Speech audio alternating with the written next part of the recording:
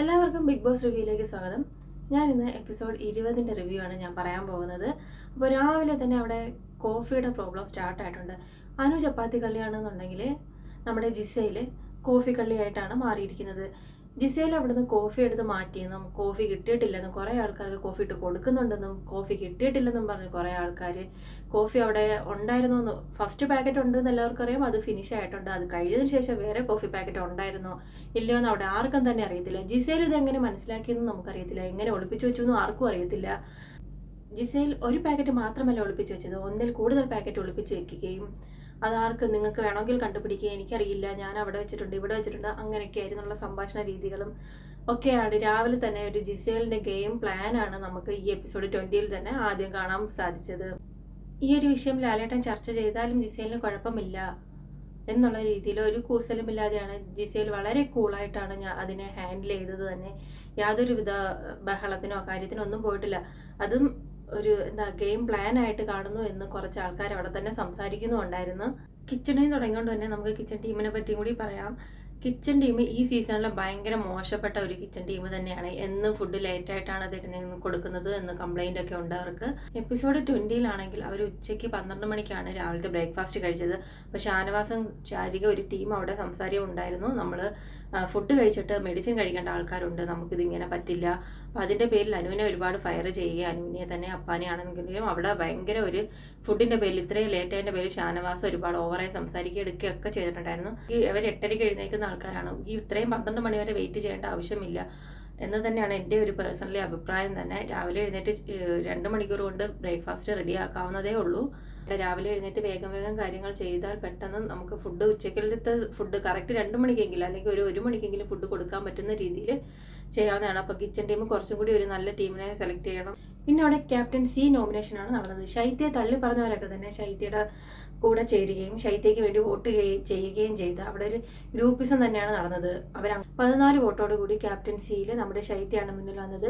പുറകെ പിന്നെയും അപ്പാനിയും ഉണ്ടായിരുന്നു. അപ്പോൾ ക്യാപ്റ്റൻസിയിൽ അപ്പാനി വന്നത് ഒരു കൂട്ടം ആൾക്കാർക്ക് അല്ലെങ്കിൽ ഒരു ഗ്രൂപ്പിസത്തിന് ഇഷ്ടമായിട്ടില്ല. അത് ആരൊക്കെയാണെന്ന് വെച്ചാൽ ഷാനവാസ്, അഭിലാഷ്, നെവിൻ, ഒനേൽ ഈ ടീമുകൾക്ക് അപ്പാനി ക്യാപ്റ്റൻസിയിലോട്ട് വന്നത് ഇഷ്ടമായിട്ടില്ല. അവർ പറയുന്നുണ്ട് നെവിൻ എല്ലാ ഗെയിമും ജയിച്ചിട്ടുണ്ട്, ഒനേൽ ഗെയിം എല്ലാം ജയിച്ചിട്ടുണ്ട്, എന്നിട്ട് ഇവർക്ക് രണ്ടുപേർക്കും ക്യാപ്റ്റൻസി നോമിനേഷൻ കിട്ടിയിട്ടില്ല എന്ന് അവർ പരാതി പറയുന്നുണ്ട്. പിന്നെ ഒനേലിന് സ്വന്തമായിട്ട് തന്നെ മനസ്സിലായിട്ടുണ്ട് ആളുടെ ഭാഗത്തു നിന്ന് മോശം രീതിയിലുള്ള സംഭാഷണം വന്നതുകൊണ്ടാണ് ആൾക്ക് ആ ഒരു നോമിനേഷൻ കിട്ടാഞ്ഞത് എന്ന്.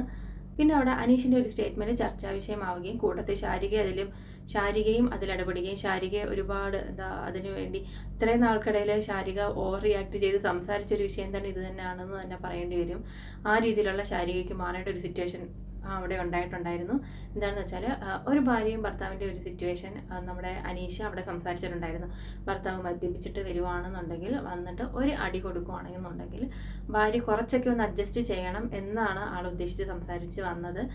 അത് ശാരിക എന്ന് വെച്ചാൽ ഒരുപാട് പല മോശം സിറ്റുവേഷനിൽ കൂടി കടന്നു വന്നിട്ടുള്ള ശാരികയ്ക്ക് അത് മനസ്സിലാക്കാൻ പറ്റി, ആൾ എന്താണ് ഉദ്ദേശിച്ചത് എന്ന് മനസ്സിലാക്കാൻ പറ്റി.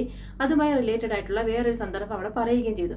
അപ്പോൾ ഇതിനെ എല്ലാവരും കൂടി, അതായത് അക്ബർ ആൻഡ് ടീമും ചേർന്ന് അതിനെ വളച്ചൊടിച്ച് ഇവരെന്തോ വലിയ തെറ്റായിട്ടുള്ള സന്ദേശം പുറത്ത് വിടുന്നു എന്ന രീതിയിലാക്കി മാറ്റുകയും ഭയങ്കര ചർച്ചാ വിഷയമാവുകയും അങ്ങോട്ടും ഇങ്ങോട്ടും ശാരിക ഓവർ റിയാക്ട് ചെയ്ത് ഇതുവരെ അത്രയും ഇതായിട്ട് ശാരിക സംസാരിച്ചിട്ടില്ലെന്ന് തന്നെ വേണം പറയാൻ. ആ രീതിയിൽ ഓവർ റിയാക്ട് ചെയ്ത് സംസാരിക്കുകയും ചെയ്യുന്നൊരു സിറ്റുവേഷൻ ആയിരുന്നു പിന്നീട് അവിടെ ഉണ്ടായിരുന്നത്. പിന്നെ അവിടെ ഗ്രൂപ്പിസത്തെ പറ്റി അനുമോളും ഷാനവാസും തമ്മിൽ സംസാരിക്കുന്നുണ്ടായിരുന്നു. ഇവിടെ ഒരു ഗ്രൂപ്പിസം ഉണ്ടെന്ന്, ഈ ഗ്രൂപ്പിസം ഞാൻ പൊളിക്കുമെന്ന് ഷാനവാസ് പറയുകയും അപ്പോൾ അനുമോൾ പറയുന്നുണ്ട് ഗ്രൂപ്പിസം പൊളിക്കാൻ വേണ്ടിയിട്ട് വേറൊരു ഗ്രൂപ്പ് ഫോം ചെയ്യുകയല്ല വേണ്ടത്, ഒറ്റയ്ക്ക് നിന്ന് ഗെയിം ചെയ്താണ് ഗ്രൂപ്പിസത്തെ പൊളിക്കേണ്ടത്, അല്ലെങ്കിൽ ഒറ്റയ്ക്ക് നിന്നാണ് ഗെയിം കളിക്കേണ്ടത്, ഗ്രൂപ്പായിട്ട് നിന്നല്ല ഗെയിം കളിക്കേണ്ടതെന്ന് അനു ഒരു സ്റ്റേറ്റ്മെൻറ്റ് പറയുകയും ചെയ്തിട്ടുണ്ടായിരുന്നു. അത് കഴിഞ്ഞിട്ട് അവിടെ ഒരു കുക്കിംഗ് ടാസ്ക് ഉണ്ടായിരുന്നു. ഈ കുക്കിംഗ് ടാസ്കിൽ ഒനീലിൻ്റെ ടീമാണ് ജയിച്ചത്. ഒനീലിൻ്റെ ടീം വളരെ നന്നായിട്ട് പെർഫോം ചെയ്തിട്ടുണ്ടായിരുന്നു. അതുകൊണ്ട് തന്നെയാണ് ഒനീലിൻ്റെ ടീം ജയിച്ചത്. പണിപ്പുര ടാസ്ക് 10 സെക്കൻഡ് കൊണ്ട് 2045 പോയിന്റിനുള്ള സാധനങ്ങൾ ഓടിപ്പോയി എടുത്തിട്ട് വരികയാണ് ഈ ടാസ്കിൽ ചെയ്യേണ്ടത്. പക്ഷേ ഇതും കുറച്ച് ടഫായിട്ടുള്ള ടാസ്ക്കായിട്ട് എനിക്ക് തോന്നിയിട്ടുണ്ട്. നല്ല ഹൈപ്പർ ആക്റ്റീവ് ആയിട്ടുള്ള ആൾക്കാർക്ക് മാത്രം അത്രയും സ്പീഡിൽ ഓടിപ്പോയത് 10 സെക്കൻഡ് 1 2 3 10 വരണ്ടി തീരുമ്പോഴത്തേക്ക് ഇവർ ഇത്രയും കുറച്ച് സാധനങ്ങളൊക്കെ എടുത്തിട്ട് ഓടി വരണം. അതുപോലെ അങ്ങോട്ടും കൂടെ അതൊരു കുഞ്ഞു റൂമാണ്, അങ്ങോട്ടും ഇങ്ങോട്ടും ഇടിച്ചും അവർക്ക് ഓടി അത് കംപ്ലീറ്റ് ചെയ്യാൻ പറ്റാത്തൊരു സിറ്റുവേഷൻ അവിടെ ഉണ്ടായിരുന്നു. ഒനിയിൽ വീണ് പോവുകയും ഒനിയിലൊന്നും എടുക്കാൻ പറ്റാത്ത ഒരു സിറ്റുവേഷൻ ആയിരുന്നു അവിടെ സംഭവിച്ചത്. പിന്നെ അവിടെ ജയിൽ നോമിനേഷൻ ടാസ്ക് ആയിരുന്നു നടന്നത്. ഈ ജയിൽ നോമിനേഷൻ ടാസ്കിനകത്ത് പേര് വന്നത് ആര്യൻ, അഭിലാഷ്, ഒനേൽ, ജിസേൽ, ഇവർ 4 പേരുടെ പേരാണ് ജയിൽ നോമിനേഷനിൽ വന്നത്.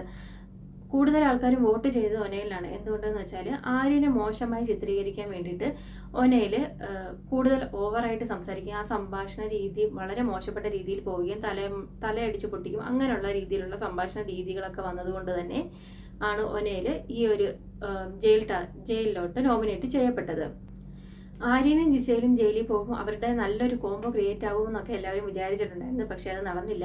ജിസേലിനെ പറ്റി പറയുകയാണെങ്കിൽ ജിസേൽ ആര്യനെ സപ്പോർട്ട് ചെയ്ത് നിന്ന് ചോദിച്ച് വാങ്ങിച്ച ഒരു ജയിൽ നോമിനേഷനായി പോയി ഇതെന്ന് എനിക്കും തോന്നിയിരുന്നു. ആര്യനെ സപ്പോർട്ട് ചെയ്ത് നിന്ന് ചോദിച്ച് വാങ്ങിച്ച ഒരു ജയിൽ നോമിനേഷൻ ആയിപ്പോയി എന്ന് എനിക്ക് തോന്നി.